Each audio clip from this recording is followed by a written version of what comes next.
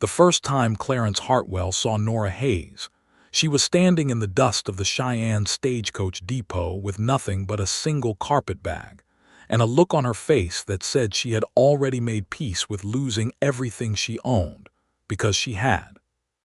It was the spring of 1878, and the Wyoming Territory was still a place where a man's word meant more than paper, where the wind carried the smell of sage and cattle for miles, and where fortunes could be made or lost between one season and the next. Clarence had ridden into town that morning to collect feed and mail, same as he did most Tuesdays, wearing the same weathered gray coat he had owned for 6 years and boots that had been resoled twice. Nobody looking at him would have guessed he was the owner of the largest cattle operation between Cheyenne and Laramie, 12,000 acres of grazing land his father had carved out of nothing, and a herd that numbered close to 4,000 head. Clarence never spoke of his wealth. He barely spoke at all if he could help it. He noticed her because she was arguing quietly but firmly with the stagecoach driver, a heavy-set man named Otis Grimm who had a reputation for being short with women traveling alone.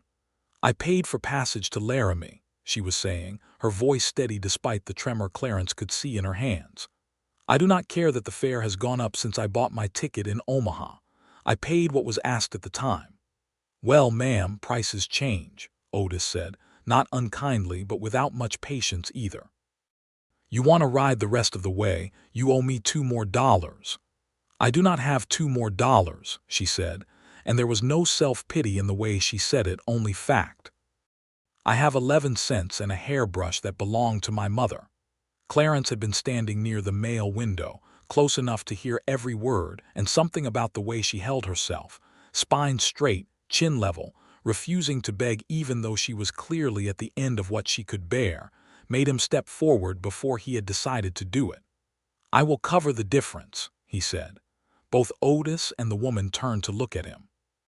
Otis knew Clarence Hartwell, of course, and his eyebrows went up in surprise, because the rancher was not known for spending money on strangers, or on much of anything besides feed and cattle and the upkeep of his land. "That is kind of you," the woman said, and there was suspicion in her eyes now, the wariness of someone who had learned that kindness from strange men usually came with a price. "But I do not accept charity, sir. I will find work in town and pay my way to Laramie when I have earned it." "It is not charity," Clarence said, and he found himself searching for the right words which did not come easily to him. He had never been a man of speeches. "It is $2, and I have more of them than I know what to do with. Consider it a loan if that sits better with you. Pay me back whenever you are able, or do not. It makes no difference to me." She studied him for a long moment, taking in the plain coat, the calloused hands, the quiet way he stood, as if he was accustomed to not being noticed and preferred it that way.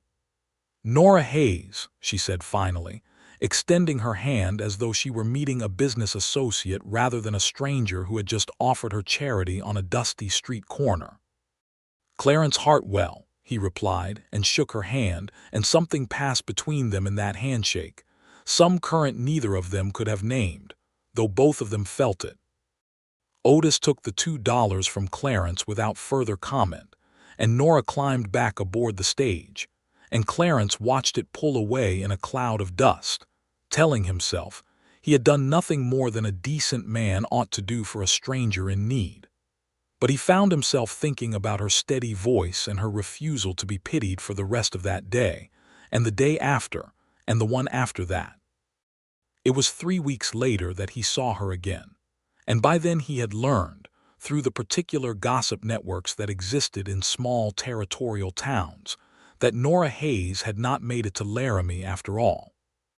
She had gotten off the stage at the next stop, taken work as a seamstress in a boarding house in Cheyenne, and had been mending shirts and hemming dresses for anyone who would pay her a fair wage ever since. He learned that she was 26 years old, a widow, though she never spoke of the circumstances, and that she had come west from Ohio after her husband's death left her with nothing but debts she had refused to run from. Clarence found himself riding into town more often than his errands strictly required. He told himself it was for supplies. He told himself it was to check on the price of grain, or to see about a new plow blade, or any of a dozen small excuses that a quiet man tells himself when he cannot admit even to his own heart that he is looking for a particular face among the crowd on the boardwalk. It was Nora who finally called him on it, on a warm afternoon in June when he had stopped outside the boarding house where she took in sewing, ostensibly to ask about a torn saddle blanket that did not, in truth, need much mending at all.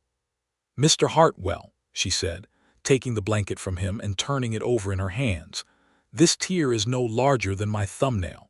I do not think you rode 2 hours into town for this."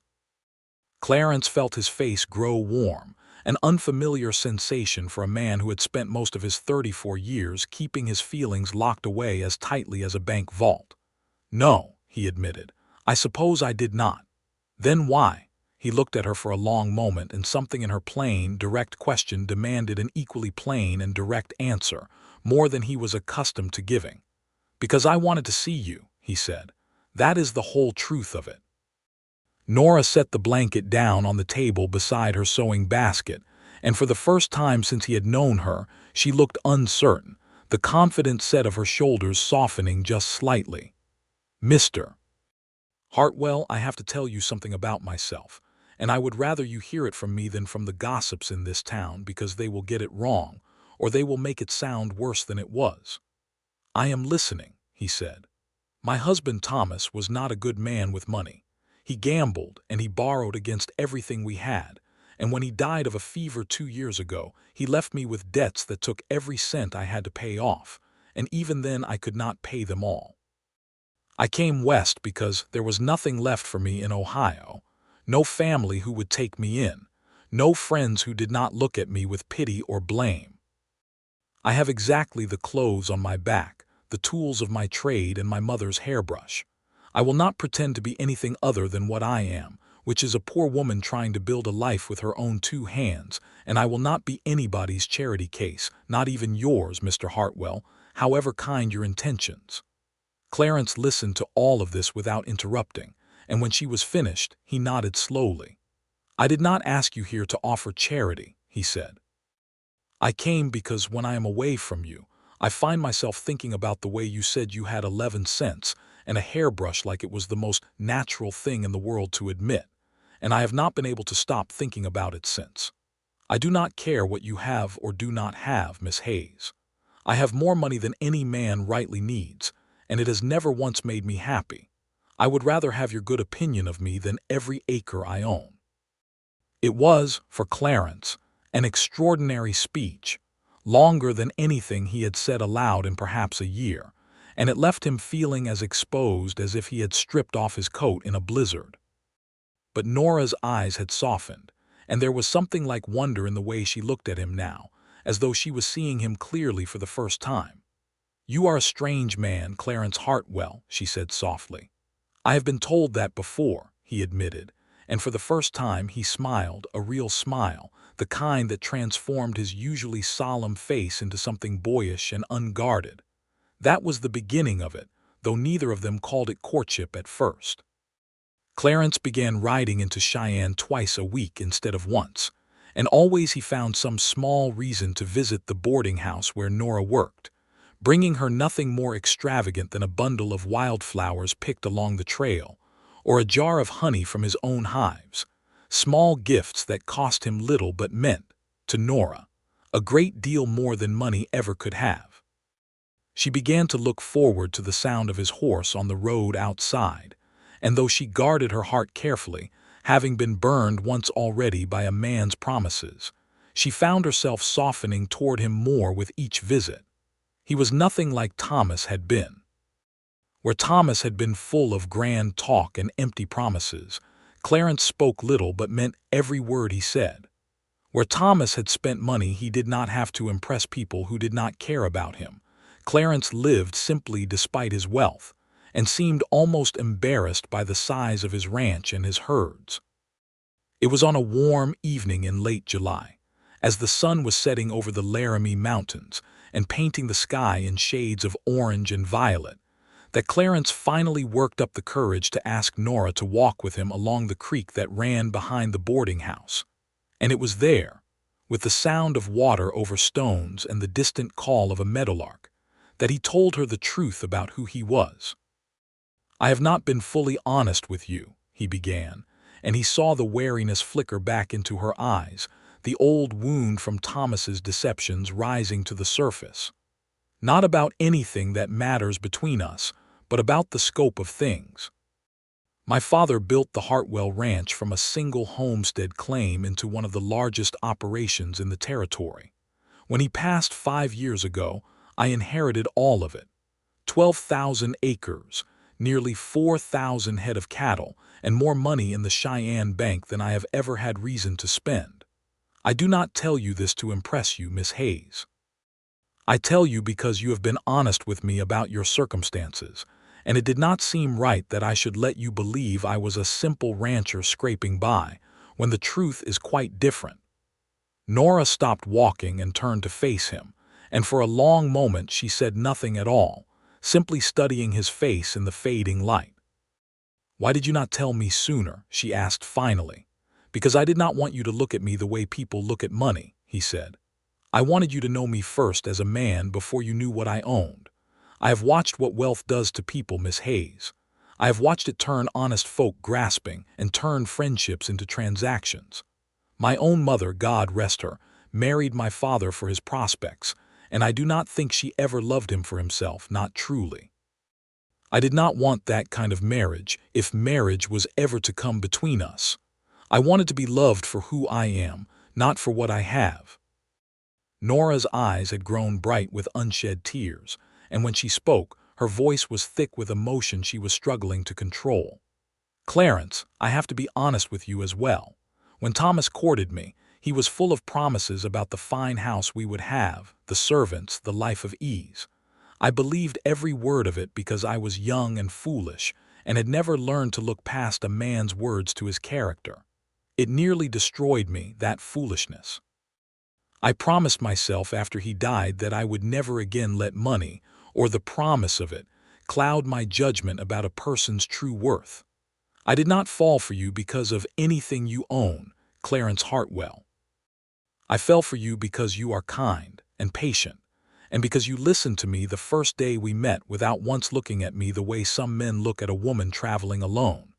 If you had told me on that first day that you owned half of Wyoming Territory, I do not think it would have changed how I felt about you at all, except perhaps to make me more cautious, more determined to prove to myself that I was not simply repeating my old mistakes.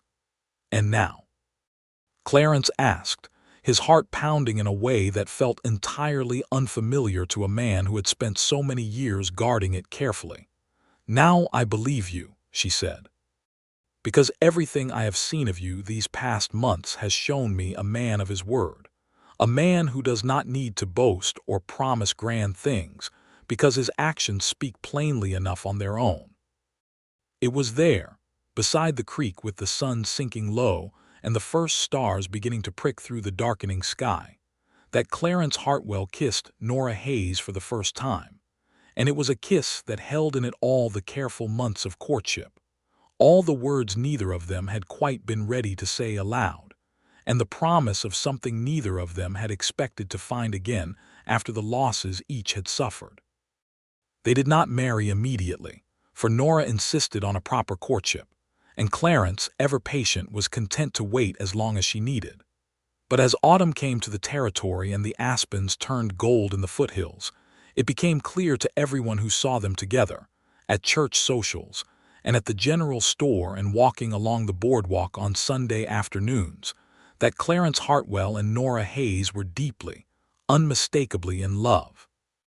It was in October, on a crisp morning with frost still clinging to the grass, that Clarence rode into town with a small velvet box in his coat pocket, a ring that had belonged to his grandmother, simple gold with a single small diamond, nothing like the ostentatious jewelry that wealthy men often bought their brides, but chosen deliberately because Clarence knew that Nora would have been uncomfortable with anything more extravagant. He found her at the boarding house, sitting on the porch with her sewing in her lap, and when she looked up and saw the expression on his face, she set the sewing aside immediately, sensing that something important was about to happen. "Nora Hayes," he said, and he knelt before her on the wooden porch steps, ignoring the ache in his knee from an old injury, because some things mattered more than comfort. "I have loved you since the day you told a stagecoach driver you had 11 cents and a hairbrush and would not be pitied for it. I do not have fine words, I never have, but I have all of my heart, and I am asking you to take it, along with everything else I have, though I know you have never cared much for the everything else. Will you marry me?" Nora's hands were pressed to her mouth and tears were streaming freely down her face, but she was nodding before he had even finished asking, and when she finally found her voice, it came out as barely more than a whisper. "Yes," she said. "Yes, Clarence, 1,000 times yes." He slipped the ring onto her finger with hands that were not quite steady, and when he stood, she rose to meet him, and they embraced there on the porch in full view of the boarding house windows, where several of the other lodgers had gathered to watch the proposal unfold, and a small cheer went up from the onlookers, which made Nora laugh through her tears and Clarence blush in a way that surprised everyone who thought they knew the quiet rancher. The wedding was set for December, to be held at the small white church in Cheyenne, and in the weeks leading up to it, Clarence found himself thinking more and more about the nature of the fortune he had inherited, and what it meant to him now that he had found someone to share his life with who wanted none of it for its own sake. He had grown up on the ranch watching his father accumulate land and cattle with a single-minded determination that had left little room for warmth in their household. His mother had died when Clarence was only 12, worn thin by a marriage that had given her wealth but little affection, and Clarence had spent his adolescence and young adulthood watching his father grow richer and lonelier in equal measure, surrounded by hired hands and business associates, but with no true friends, no one who visited simply for the pleasure of his company. When his father died, Clarence had inherited not just the ranch but a kind of quiet despair about what money could and could not buy, and he had thrown himself into the practical work of running the ranch, the honest labor of tending cattle and mending fences, partly because he loved the work itself, and partly because it kept him from having to think too deeply about the isolation that had come to define his life. Meeting Nora had cracked something open in him that he had not realized was sealed shut, and as their wedding day approached, he found himself wanting, more than anything, to build a life with her that looked nothing like the cold, transactional marriage his parents had shared. It was 2 weeks before the wedding that Clarence made the decision that would become the stuff of local legend in the years to come, whispered about in saloons and church socials alike, though the truth of it was far simpler and far more heartfelt than the exaggerated versions that eventually circulated. He rode into Cheyenne on a gray, overcast morning and met with Nora at the small cafe where she often took her midday meal, and he told her that he had been thinking, in the weeks since their engagement, about what kind of life he wanted them to build together. "I do not want to be a rich man's wife," Nora said gently, sensing perhaps that Clarence had something significant to tell her. "I have told you that before, and I meant it. I do not need luxury, Clarence, I never have." "I know that," he said, "and it is precisely because you have never asked me for a single cent, because you fell in love with me before you knew what I had, that I have decided what I want to do with it." He explained then that he had spent the previous week in consultation with the local bank and with a lawyer in Cheyenne, working out the particulars of a plan that had been forming in his mind since the night he had confessed his true circumstances to her beside the creek. "I am keeping the ranch itself," he said, "because the land is our livelihood, and I intend for us to work it together, to build something honest with our own hands, the way I believe a marriage ought to be built. But the money in the bank, the accumulated wealth my father spent his whole life gathering, money that never once made him happy, and that I have never known what to do with beyond simply watching it grow larger, I have decided to give the greater part of it away." Nora stared at him, uncertain she had heard him correctly. Give it away to whom? "To the town," Clarence said. "There is a schoolhouse in Cheyenne that has been needing repair for 3 years, and no one has had the funds to see it done properly. There is a widow, Mrs. Alvarez, whose husband died in a mining accident last spring, and who has been struggling to keep her children fed. There are a dozen families in this territory who work as hard as any man alive and still cannot get ahead because of debts and bad luck and circumstances beyond their control.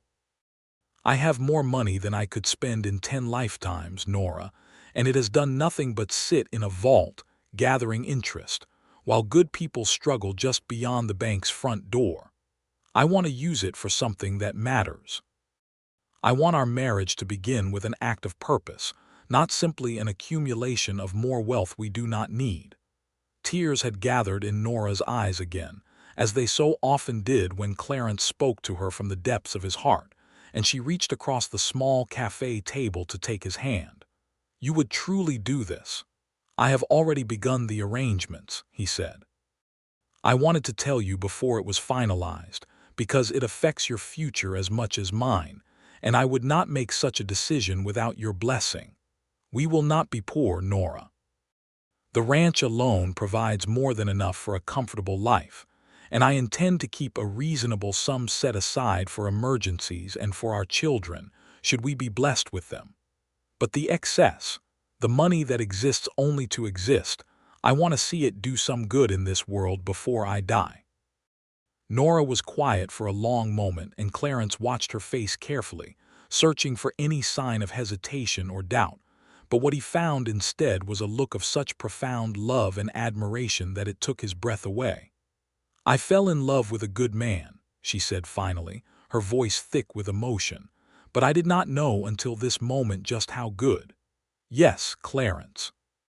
Yes, I give you my blessing, and I will stand beside you as you do this, and I will be prouder of you for it than I would be of any fortune you might have kept." Word of Clarence's decision spread through Cheyenne like wildfire in the weeks that followed, and the reactions were varied and, in some cases, dramatic. His distant cousin, a man named Silas Hartwell, who had never shown much interest in Clarence beyond the occasional letter inquiring about the state of his finances, arrived unannounced from Denver, red-faced and furious, having heard second-hand rumors of what Clarence intended to do. "Have you lost your mind?" Silas demanded, standing in the parlor of the ranch house that had belonged to Clarence's father, gesturing wildly at the furnishings around them, as if the walls themselves were evidence of the fortune about to be squandered. "This money is family money, Clarence. It belongs to the Hartwell name. Our grandfather worked himself half to death building the foundation your father expanded upon, and you intend to hand it over to strangers because some woman caught your eye." Clarence remained calm in the face of his cousin's outburst, though Nora, who was present for the confrontation, felt her temper flare on her fiancé's behalf. "Nora did not ask me to do this," Clarence said evenly. "In fact, she tried to talk sense into me for a full week before I finally convinced her that my mind was made up. This decision is mine alone, Silas, made with clear eyes and a settled heart. The money will do more good repairing a schoolhouse roof and feeding hungry children than it has ever done sitting in a vault accumulating interest for people who already have more than they need. And what of your own children, should you have them? What will you leave them?" "I will leave them a father who taught them the value of hard work and generosity," Clarence said, "and a ranch that, if managed well, will provide for them far better than a mountain of gold ever could. I would rather my children inherit character than currency, Silas. That is a lesson my own father never learned, to his great sorrow, and I do not intend to repeat his mistakes." Silas left in a fury, muttering threats about contesting the arrangements legally, though nothing ever came of it, since the money was entirely Clarence's own to dispose of as he saw fit, inherited free and clear with no encumbrances or family trusts to complicate matters. He did not attend the wedding, and Clarence, though saddened by the rift with his only living relative of note, did not allow it to diminish his resolve or his happiness. Other reactions in town were far warmer. the schoolteacher, a young woman named Miss Beatrice Coyle, who had been teaching Cheyenne's children in a building with a leaking roof and broken windows for 3 years, wept openly when she learned that funds had been allocated to fully repair and even expand the schoolhouse, adding a second room so that the older and younger children might finally be separated for their lessons.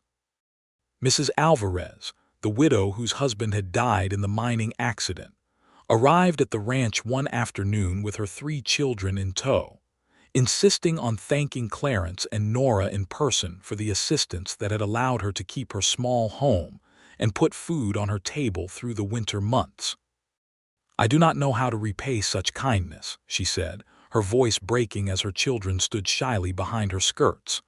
"You owe us nothing," Nora told her, kneeling down to speak with the children at their level, a gesture that Clarence noticed and that made his heart swell with love for the woman he was about to marry. "We only ask that, when you are able, you extend the same kindness to someone else in need. That is the only repayment we could ever want." News of Clarence's generosity even reached beyond Cheyenne, carried along the cattle trails and stagecoach routes to neighboring towns, and though some ranchers in the territory scoffed at what they considered a foolish squandering of hard-earned wealth, many more found themselves quietly reconsidering their own priorities. And in the years that followed, several other prominent ranching families in the territory began contributing to local schools and charitable causes in ways they had not before inspired, whether they admitted it or not, by the example Clarence Hartwell had set. The wedding itself took place on a clear, cold morning in mid-December, with a light dusting of snow covering the ground, and the small white church in Cheyenne filled nearly to capacity with well-wishers, ranch hands, townspeople, and the families who had benefited from Clarence's generosity in the preceding weeks. Nora wore a simple ivory dress that she had sewn herself, insisting that she did not need anything more elaborate purchased from a Cheyenne dress shop, and Clarence thought, when he saw her walking down the aisle on the arm of the boarding house owner who had become something of a father figure to her in her time in Cheyenne, that she looked more beautiful than any bride he could have imagined. The Reverend Josiah Whitmore, who had come to know both Clarence and Nora well over the preceding months, presided over the ceremony, and his words, though traditional, carried particular weight given everything the town had witnessed of the couple's character in the months leading up to the wedding. "We gather today," he said, addressing the packed church, "not merely to witness the union of 2 people, but to celebrate a love built on honesty, on generosity, and on the kind of character that this territory, this rough and often difficult land we have chosen to call home, needs more of if we are to build something lasting and good here." Clarence Hartwell and Nora Hayes did not come together for wealth, or convenience, or any of the ordinary reasons that sometimes bring 2 people to the altar. They came together because they saw in each other a goodness worth committing to for the rest of their lives, and in doing so, they have shown this entire community what love, at its truest, ought to look like. When Clarence spoke his vows, his voice, though quiet as it always was, carried clearly through the silent church, and there was not a dry eye among the congregation when he said the words that would later be repeated throughout the territory as a kind of local legend. "Nora Hayes, I promise to love you not for what you can give me, but for who you are. I promise to build with you a life of purpose, not merely of comfort.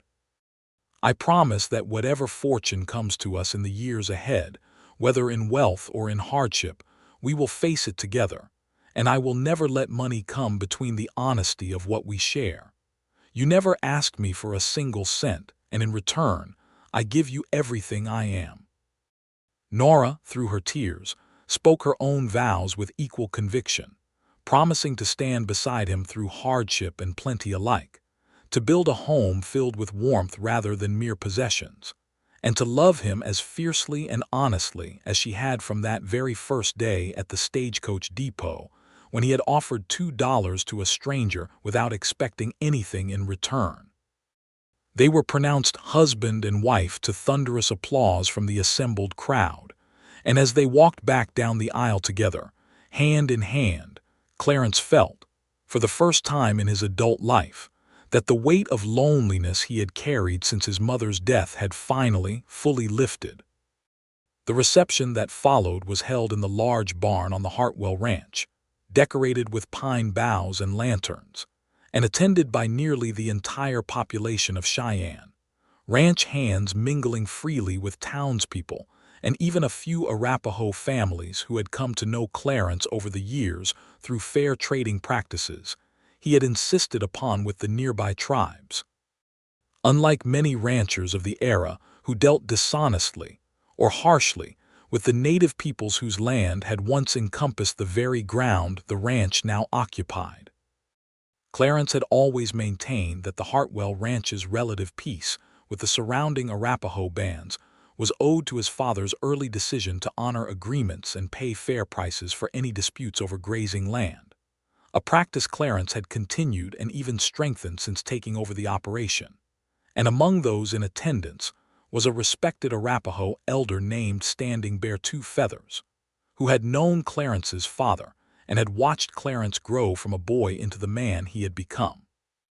"You have chosen well," Standing Bear told Clarence during the celebration, clasping his hand warmly.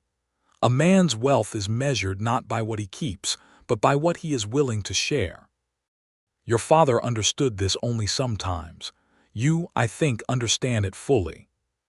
The celebration continued long into the evening, with music provided by a small band of local musicians, fiddle and guitar, and a battered old piano that had been hauled in from town for the occasion.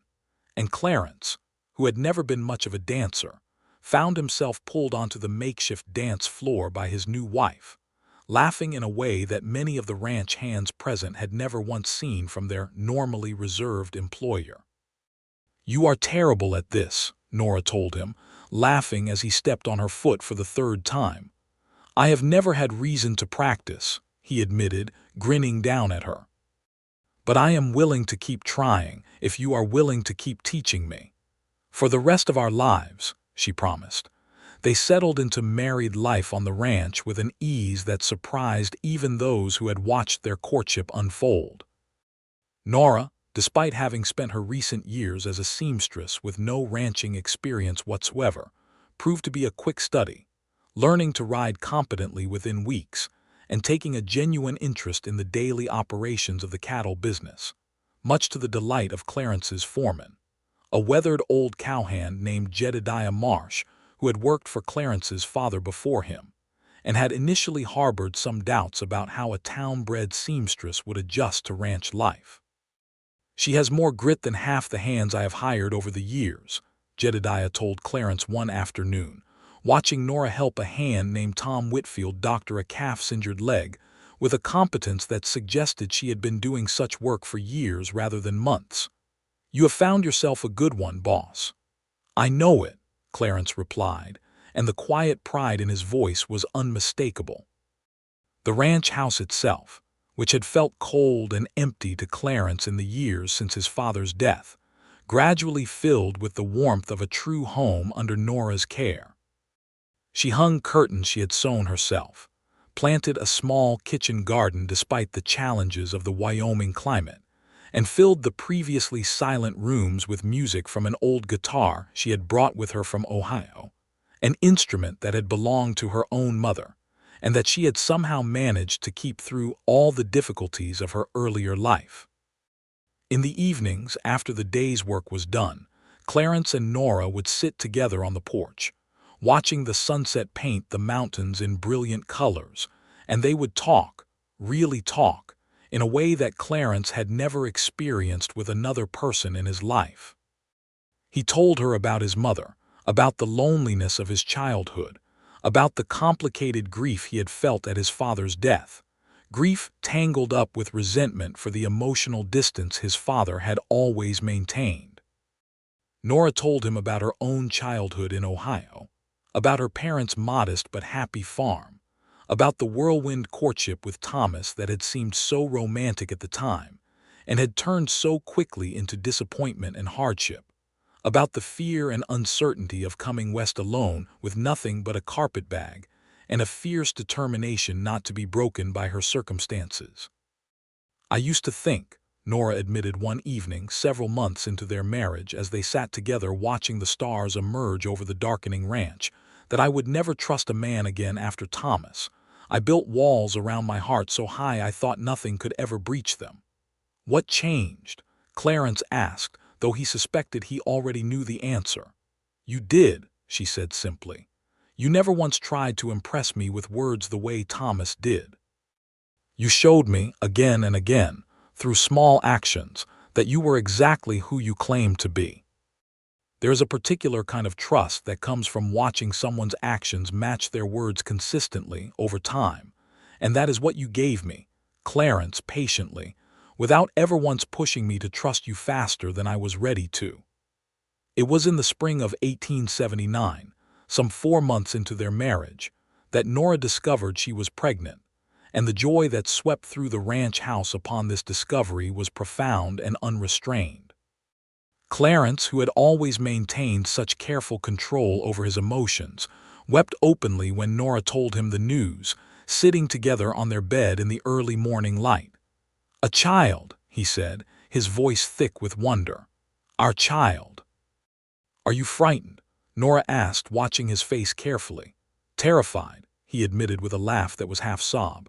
"I never had a father who showed me what tenderness looked like, Nora. I do not know if I will know how to be gentle with a child the way a father should be." "You already know," she told him, taking his face in her hands. "I have watched you with the calves in spring, with the children of the families you have helped in town with me, every single day since we met. You are the gentlest man I have ever known, Clarence Hartwell, whatever your father failed to teach you. Our child will never doubt for a moment that they are loved."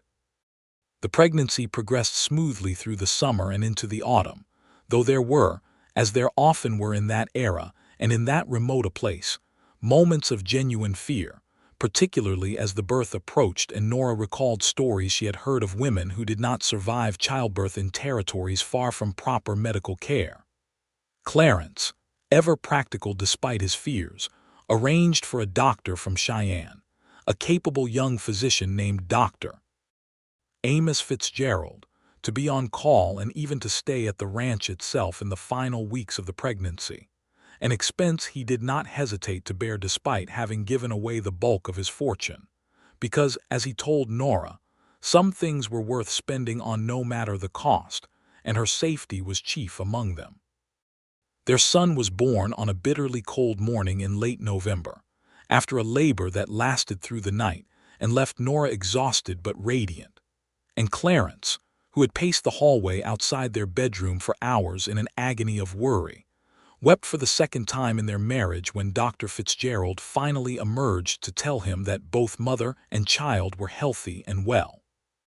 They named him Walter, after Nora's father, and Clarence held his son for the first time with hands that trembled with a mixture of terror and overwhelming love, staring down at the tiny face and feeling, for the first time in his life, a sense of purpose that went beyond the ranch, beyond the cattle and the land, and even beyond his marriage to Nora, a purpose rooted in the pure, uncomplicated need to protect and nurture this small, helpless life that he and Nora had created together.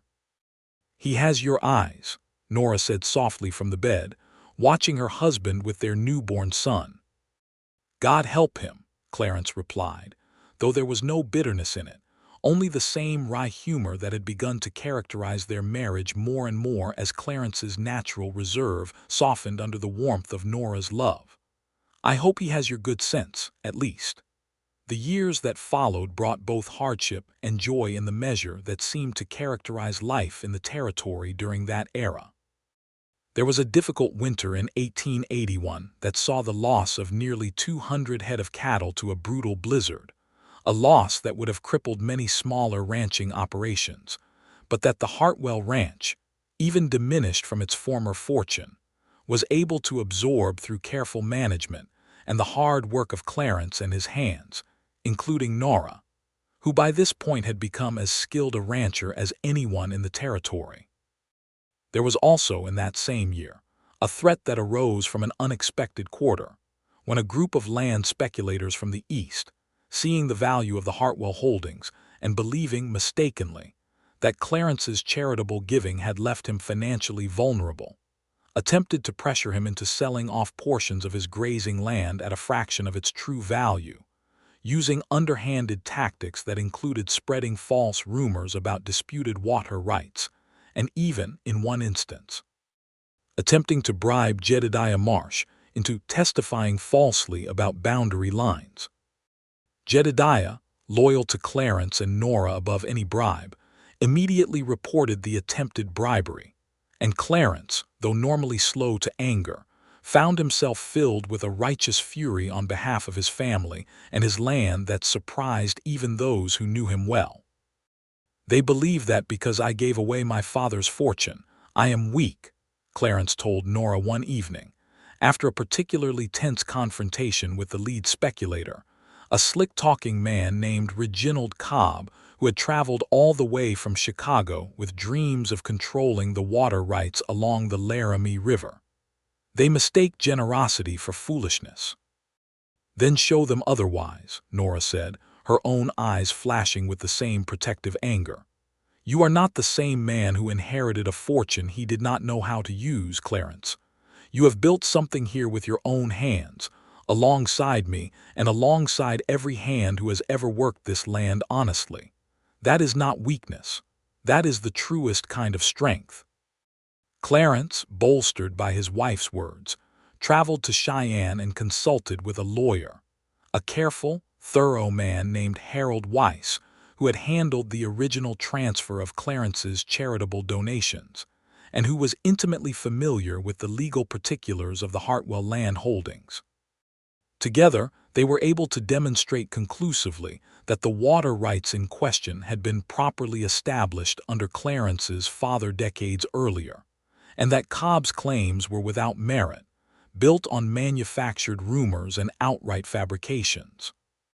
Cobb, faced with the collapse of his scheme and the very real threat of legal action for his attempted bribery of Jedediah Marsh, left the territory within the month, and word of the failed speculation attempt spread through the ranching community as a cautionary tale about underestimating men who chose generosity over greed, a story that, in its own way, only enhanced the growing legend of Clarence Hartwell throughout the Wyoming Territory.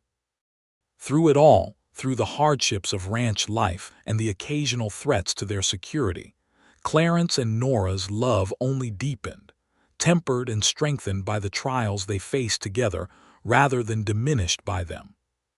Their family grew as well, with the birth of a daughter, whom they named Susanna after Clarence's mother, in the spring of 1883, and later a second son, named Jedediah in honor of the loyal foreman who had become something of an uncle figure to the growing Hartwell children, born in the autumn of 1885.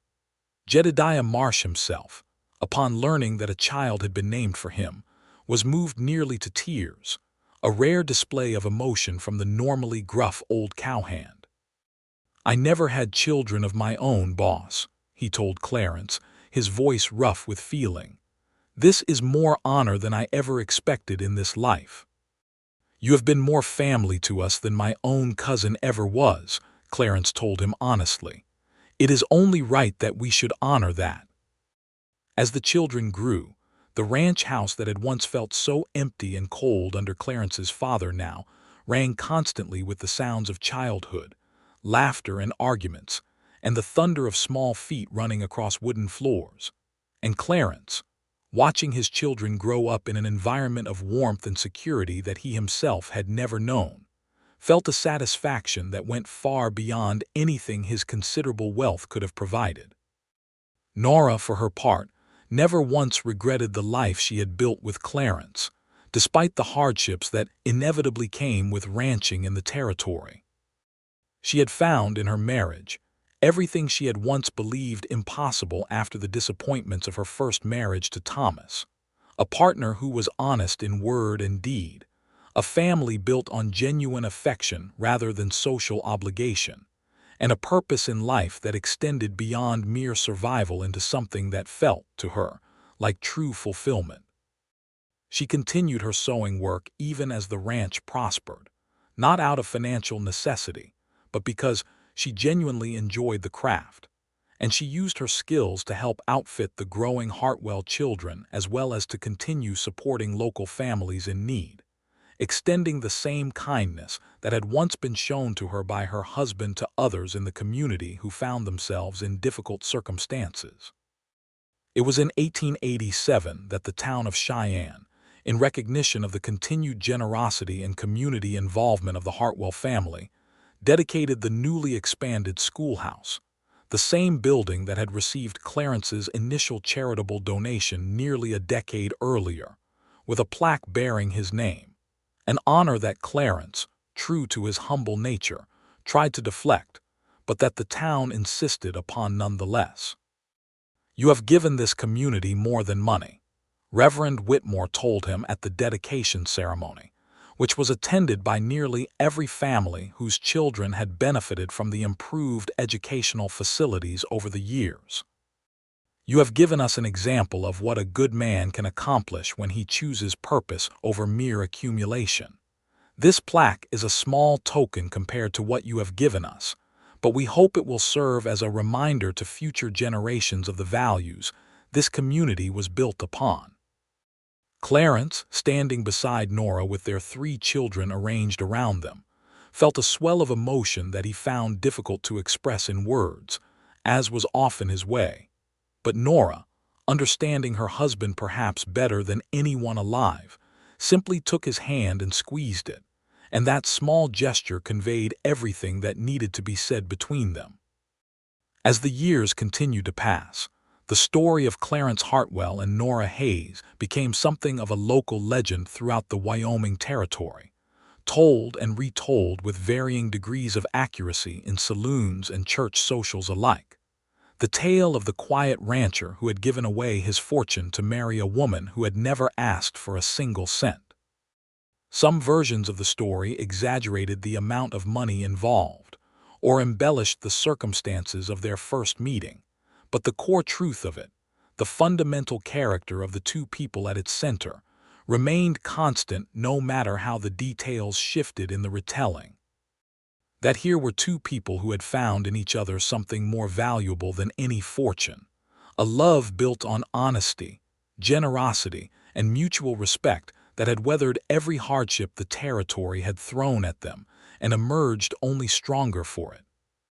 In 1890, when Wyoming officially achieved statehood, Clarence was invited, somewhat to his surprise and considerable discomfort given his natural aversion to public attention, to speak at a celebration held in Cheyenne to mark the occasion, the organizers having decided that his story exemplified the kind of character and community spirit they hoped would define the new state moving forward. Clarence, who had never enjoyed public speaking and who had spent the weeks leading up to the event in a state of mild dread, nonetheless prepared his remarks carefully, working late into the evenings with Nora's help to craft words that felt true to who he was rather than the exaggerated legend that had grown up around him. On the day of the celebration, standing before a crowd larger than any he had ever addressed, with Nora and their 3 children watching from the front row, Clarence spoke words that would be remembered and repeated throughout the territory for years to come. "I did not set out to build a legend," he said, his voice carrying clearly despite his nervousness, strengthened by the sight of Nora's encouraging smile in the crowd before him. "I set out only to live honestly and to love well, and if there is any lesson in my story worth passing on to the children of this new state, it is simply this: that wealth measured in dollars is a poor substitute for wealth measured in character, in community, and in love freely given without expectation of return. My wife never once asked me for a single cent in all the years I have known her, and in her, I found more richness than my father's entire fortune could ever have provided.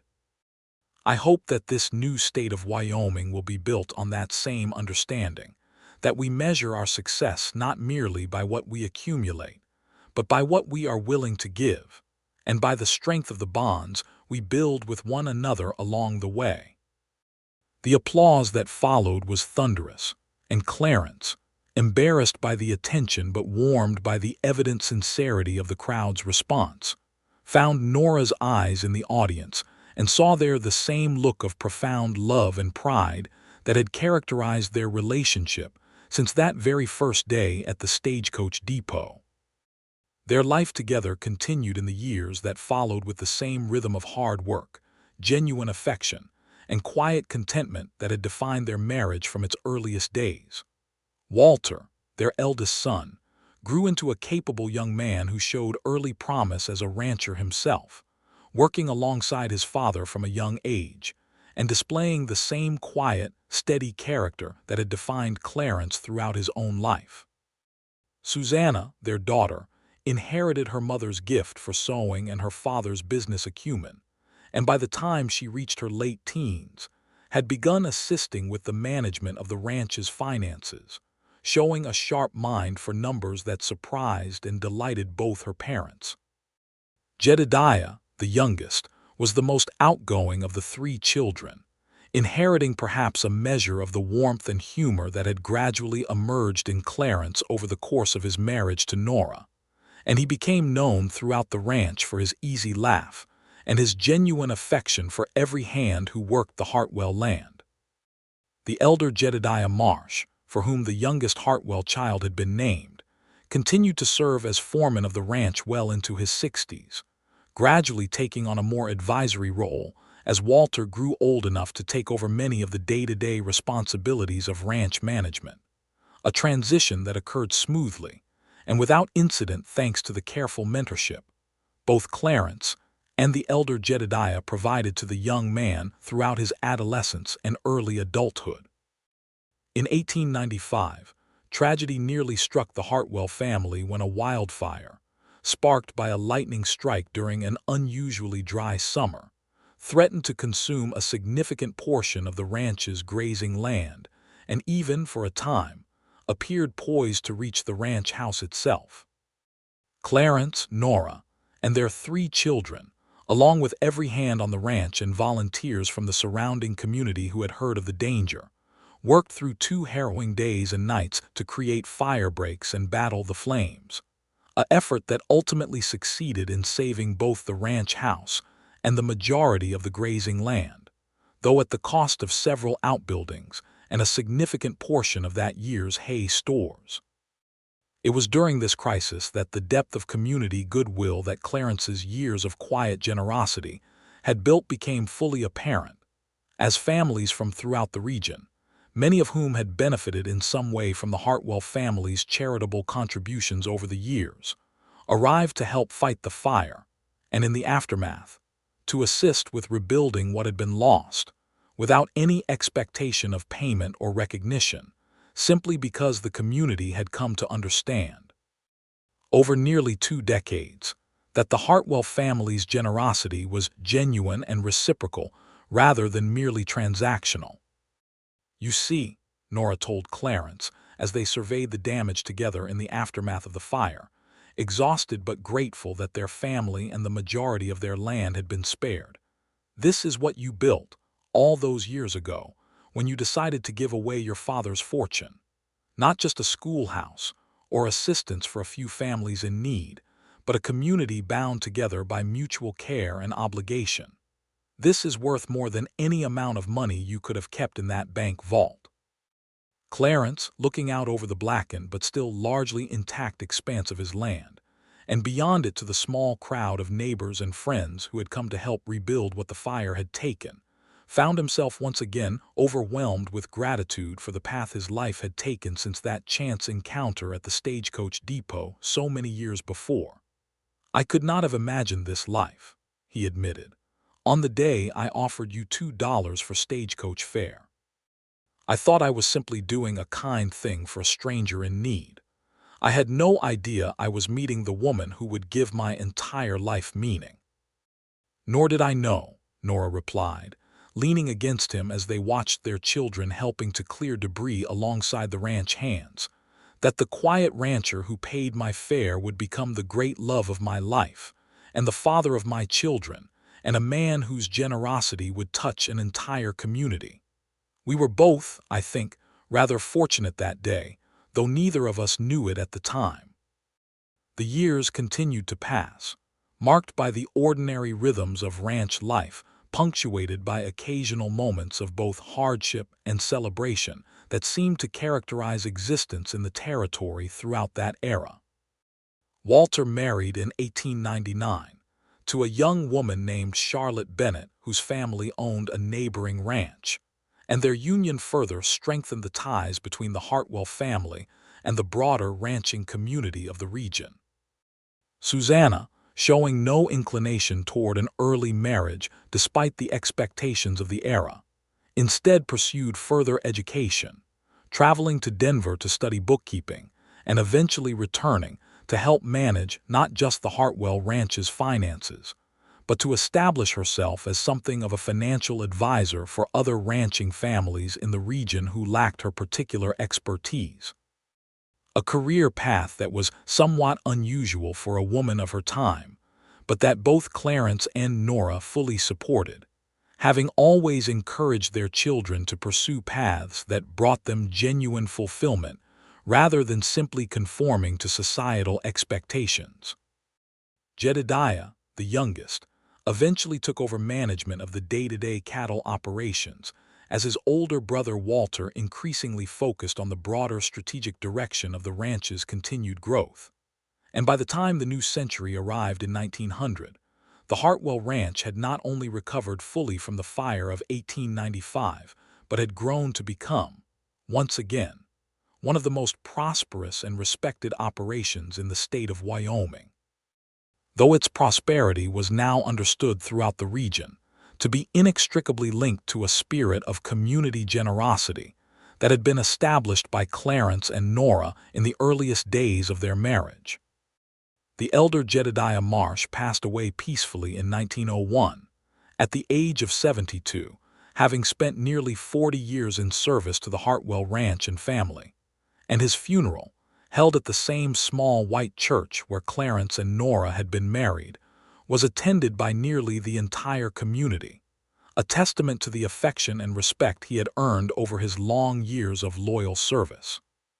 Clarence, delivering a eulogy for the man who had become as close as family, struggled to maintain his composure throughout, and it was Nora, standing beside him with her hand on his arm, who provided the steady support he needed to complete his remarks. "Jedediah taught me," Clarence said, his voice thick with grief, "that loyalty and character matter more than any wage a man might earn. He served this ranch not for money, though we always endeavored to pay him fairly, but because he believed in what we were trying to build here. I will miss him every single day for the rest of my life, and I know that my family joins me in that sentiment."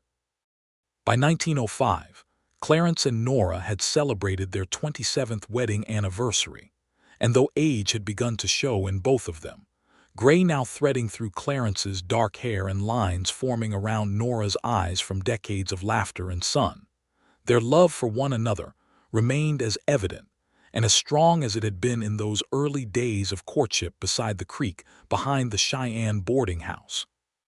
Their grandchildren, by this point numbering 6 between Walter's growing family and the family Jedediah had started with a young woman named Ellen Pierce, whom he had married in 1903, filled the ranch house with the same joyful chaos that had once characterized the childhood years of Walter, Susanna, and Jedediah themselves. And Clarence, watching his grandchildren play in the same yard where he had once nervously proposed to Nora on the boarding house porch so many years before, felt a profound sense of continuity and peace about the life he had built. It was on a quiet evening in the autumn of 1907, as Clarence and Nora sat together on the porch of the ranch house, now nearly 60 years old but still sharp-minded and deeply in love, that Nora turned to her husband with a question that had perhaps been on her mind for some time. "Do you ever regret it?" she asked. "Giving away your father's fortune all those years ago. We have lived comfortably, certainly, but we might have lived far more extravagantly had you kept it all." Clarence considered the question seriously, as he considered most things, taking his time before answering in a way that had become familiar to Nora over their decades together. I have thought about that decision many times over the years, he admitted, and I can tell you with complete honesty that I have never once regretted it. What would extravagance have given us, Nora, that we do not already have? We have this land which we have built together with our own hands and the honest labor of people who believed in what we were trying to accomplish. We have 3 children who grew up understanding the value of hard work and generosity, rather than the emptiness of mere accumulation. We have a community that trusts us and that we, in turn, have been able to help in countless ways over the years. And we have each other, a love that I know, without any doubt, was built on something far more solid than money could ever provide. If I had kept that fortune, I do not know that I would have earned your trust as quickly or as fully, and I certainly would not have had the satisfaction of watching that schoolhouse educate 3 generations of Cheyenne children, or of knowing that families like the Alvarez family were able to weather their hardships because of choices we made together. No, Nora, I have never regretted it, not for a single moment. Nora reached over and took her husband's weathered hand in her own, the same hand that had shaken her so formally on that first day at the stagecoach depot, and she smiled at him with the same warmth that had captured his heart all those years before. I have never regretted a single day of our life together either, she told him. You gave away a fortune to marry me, Clarence Hartwell, but what you built with that decision was worth infinitely more than what you gave up. I love you as much today as I did on the day you proposed to me on that porch, perhaps even more if such a thing is possible, because now I have decades of evidence of exactly the kind of man you are, the kind of father, the kind of husband, the kind of friend to this entire community. They sat together in comfortable silence as the sun set over the mountains, the same view they had watched together countless times over the nearly 3 decades of their marriage. And in the yard below, their grandchildren's laughter carried on the evening breeze, a sound that had become, for both of them, the truest measure of the wealth they had built together, far richer and more enduring than any fortune measured in mere dollars and cents. In the years that followed, until Clarence's peaceful passing in 1919 at the age of 75, surrounded by Nora and their children and grandchildren, and Nora's own passing just 2 years later in 1921, having never quite recovered from the loss of the man who had been her partner for over 4 decades, the story of Clarence Hartwell and Nora Hayes continued to be told throughout the Wyoming Territory, and later, the state of Wyoming itself, as an enduring example of what love, generosity, and honest character could build together in a land that had often seemed to reward only greed and ruthlessness. The schoolhouse that bore Clarence's name continued to educate generations of Cheyenne children well into the 20th century, and the ranch that Clarence and Nora had built together, expanded and strengthened by their children and grandchildren, remained one of the most respected operations in the state, known not just for its prosperity, but for the same spirit of community generosity that had characterized it since the earliest days of Clarence and Nora's marriage. Their descendants, for generations afterward, would tell the story of the quiet rancher who had given away his fortune to marry a woman who had never asked for a single cent. And though the details of the tale grew embellished with each retelling, the essential truth of it, the profound love and unshakable character of the 2 people at its heart, remained a constant reminder of what could be built when 2 people chose honesty and generosity over wealth and self-interest.